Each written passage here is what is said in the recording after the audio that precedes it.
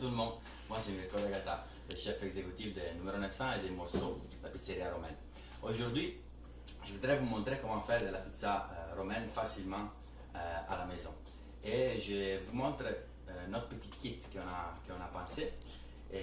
C'est composé de deux pâtes à pizza, notre sauce tomate, qui ça sera bon pour les deux pâtes à pizza. En option, vous allez avoir notre fior di latte, donc les fromages que vous allez utiliser sur la pizza, mais personne ne vous empêche d'utiliser les bons fromages râpés. Donc, pourquoi la pizza romaine facile à la maison? Parce qu'on va pouvoir la faire avec une simple plaque de cuisson, je vais vous montrer après. Et le but de tout ça, c'est d'avoir les fun avec vos enfants à la maison et de nous partager le plus de vidéos et le plus de photos possibles. C'est plutôt ça que je veux voir, plus que d'autres choses. Alors, pour faire notre pizza romaine, vous allez avoir besoin d'une plaque de cuisson. Il y en a plusieurs, et chacun de nous, il y en a plus ou moins un similaire à celui-là. Ok. Pour la plaque de cuisson aussi, vous pouvez utiliser soit de l'huile de cuisson, badigeonnée sur la plaque, ou aussi du papier parchemin. Je vais vous montrer avec les papiers parchemin. Comme première chose, on va allumer le four. Donc on va allumer le four à 500 Fahrenheit ou 260 Celsius. Ok. J'ai aussi mis un morceau de papier parchemin sur notre plaque de cuisson choisie. Moi j'aime ça, je vais utiliser ça. Puis on va prendre notre pâte, sans la faire tomber. Je mets un peu de farine sur la table de travail. Si jamais vous avez vous pouvez utiliser la farine que vous préférez. Si vous avez de la semolina, c'est encore mieux. Vous allez faire un peu moins de dégâts. Et c'est quoi de la semolina? La semolina, c'est la farine qu'on utilise pour faire la pâte. Donc c'est une farine de blé dur. Okay? Donc ça c'est notre pâte à pizza. Qu'est-ce qu'on va faire? On va la mettre ici. Et vous voyez qui belle. Et on va commencer à saupoudrer la pâte avec notre farine pour éviter que notre doigt colle. Okay. Après ça, on va utiliser cette partie-là du doigt. Donc, on va commencer par les points et on arrive jusqu'à cette partie-là. On commence par les côtés de la pizza et après ça, on ira au milieu. L'objectif, c'est d'avoir une forme rectangulaire assez grande pour qu'il rentre dans la plaque sans qu'il soit trop grand. Ok? Ni trop petit. Donc, vous voyez qu'il y a plein d'air à l'intérieur. Après qu'on a fait les bords, on va commencer, vous voyez là, on va commencer, on cède,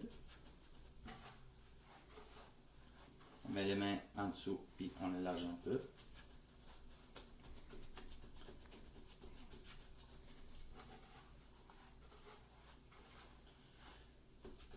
Quand on est arrivé environ à cette dimension-là, on sera quasiment prêt pour aller sur notre plaque de cuisson. On va prendre notre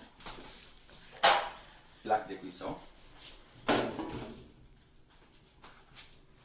On déplace ma petite table de travail.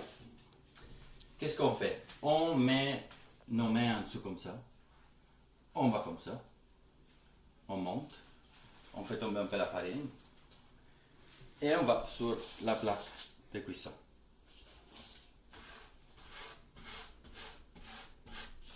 Une fois qu'on est sur la plaque de cuisson, on va venir seulement ajuster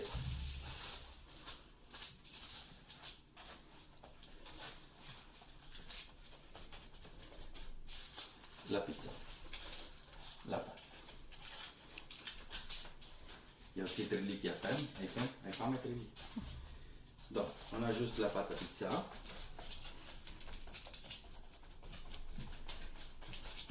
Comme ça. La sauce tomate. On a la canne. On va la mettre dans un bol. Comme ça. Et vous avez deux façons pour la faire. Jamais utiliser un mini pimer. Jamais utiliser un mélangeur. On peut le faire à la main ou on peut le faire avec une fourchette. Moi, j'adore le faire à la main. Donc, vous allez écraser les tomates. Alors, on a dit.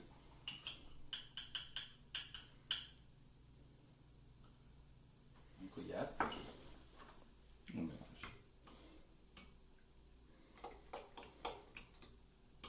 Chose que j'ai oublié de vous dire tantôt, très important. Quand vous décidez de préparer la pâte à pizza que vous allez recevoir, c'est important de la sortir du frigo au moins 4 à 5 heures avant de l'utiliser. Parce que c'est très important qu'il soit à température pièce pour avoir un bon développement en cuisson de la pizza. Okay? Donc, on mélange bien notre sauce. Vous voyez que j'ai laissé quand même des beaux morceaux. On prend notre pâte à pizza. S'il faut régler certains petits défauts, on va les régler. Ajouter notre sauce.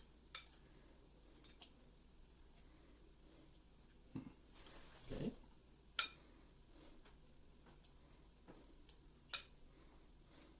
On va commencer notre cuisson avec seulement la sauce tomate.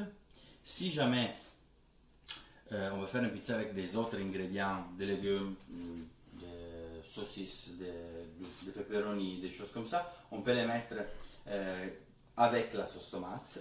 Si on veut faire une margherita, comme je vais vous montrer tantôt, les fromages, on va les mettre vers 3-4 minutes de la fin.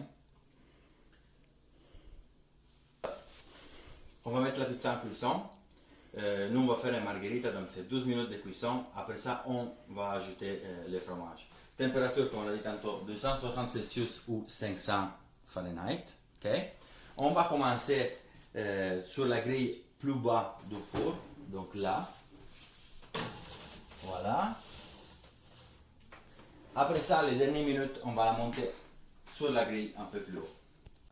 Pendant que la pizza est en cuisson, on a le temps de couper la mozzarella, fior di latte ou, comme on a dit tantôt, di râper les fromages. Donc, la fior di latte, la mozzarella, on va la couper en julienne. Parce qu'ils sont vraiment plus jolis à voir et plus faciles à faire fondre par la suite. Donc, comme si on faisait des frites.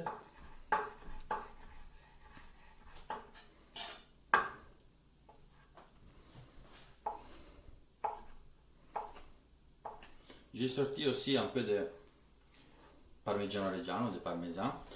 Quand on va ajouter la fior di latte, si vous aimez les parmigiano reggiano ou un autre fromage râpé, vous pouvez l'ajouter. Ce sera le bon moment pour le rajouter. Voilà, donc plus ou moins de cette grandeur-là. Comme ça. La première cuisson est terminée. On va sortir notre belle pizza. Et idéalement, moi je vous conseille tout le temps de la mettre sur une petite grille. Moi c'est la seule chose que j'avais à la maison. Une petite grille, pourquoi? Parce qu'on va faire sortir l'humidité de la pizza. 4-5 minutes. La plaque par contre, on la remet au four. En fait, refroidir la pizza, on est prêt pour ajouter notre fromage. Alors.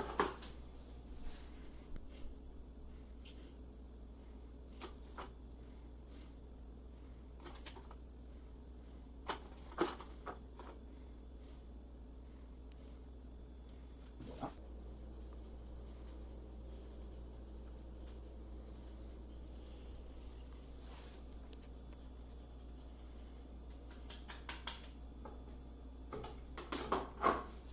On va sortir la plaque.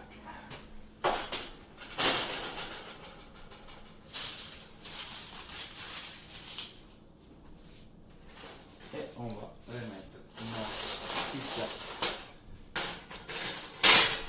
au four 3 à 4 minutes, juste le temps de faire fondre les fromages. Et de nouveau, on fait la même chose. On la remet sur la grille, encore 4-5 minutes, pour faire évaporer un peu, pour la faire refroidir aussi, avant de la couper. Voilà. Une fois sortie, on la fait refroidir 3, 4, 5 minutes maximum. On peut enlever la grille. Puis, on peut ajouter un peu d'huile Peranzana en finition. Excellent huile monovariétale de la Pouille.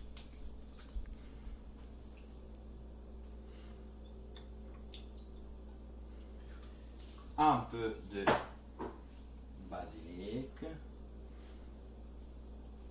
Comme ça. Ça sent bon. Comme ça.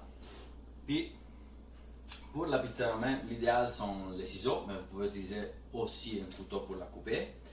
Ça c'est bon pour 2 adultes, 3 enfants ou un adolescent. J'espère que vous avez aimé tout ça. J'ai vraiment hâte de voir vos vidéos, vos photos. Puis posez-moi des questions si vous en avez pour votre travail, pour votre cuisson. Puis bon confinement. À la prochaine. Ciao.